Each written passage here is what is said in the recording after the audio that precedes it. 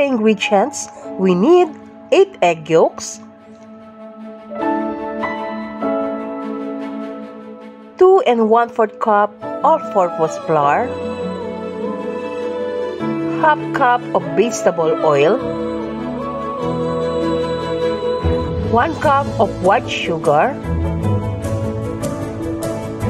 1 teaspoon of vanilla extract, 1 teaspoon of salt, 1 tablespoon of baking powder,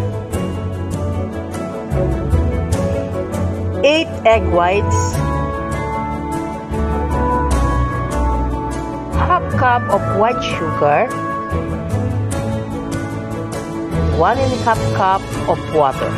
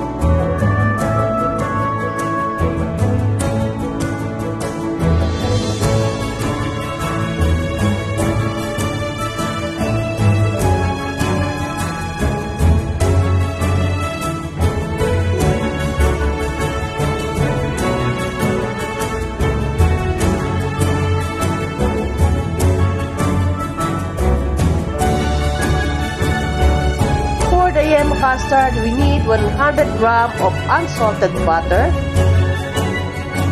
6 egg yolks, half cup of white sugar, 375 ml of condensed milk,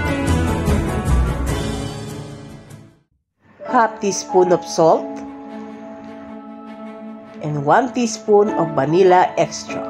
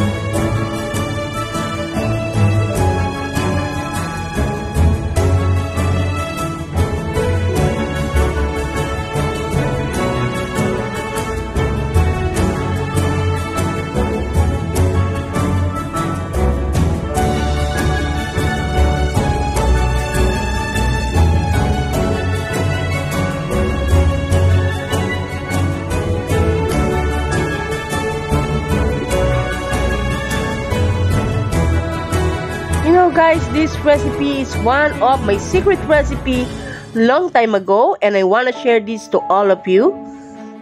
Try to bake it in your home, and of course, don't forget to subscribe to my YouTube channel and follow me on Instagram and Facebook page. And of course, don't forget to click the bell so that you will notify whenever I uploaded a new baking, cooking, and makeup tutorial video for you.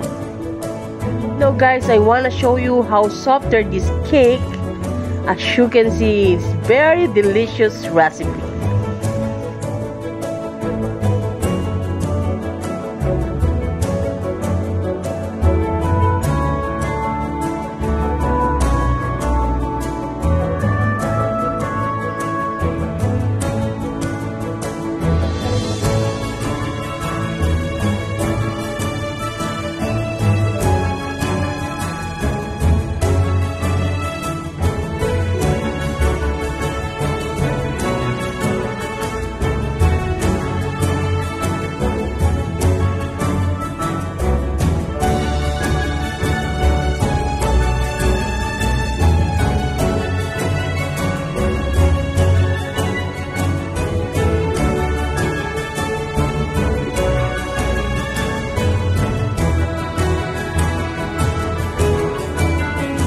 And of course, this is Chef Deborah. Thank you for watching, and I hope you enjoy baking with me.